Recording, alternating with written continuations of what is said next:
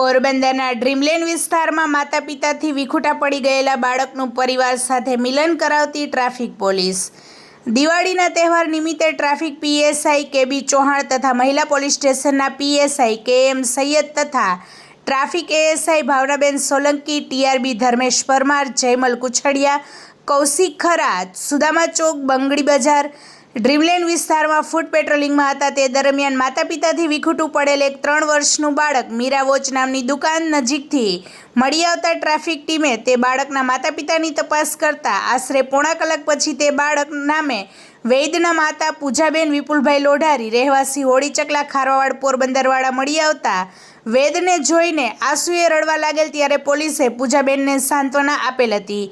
ત્યારબાદ બાળક હેમખેમ મળી આવતા પૂજાબેને પોલીસની કામગીરીને બિરદાવી હૃદયપૂર્વક આભાર વ્યક્ત કર્યો હતો।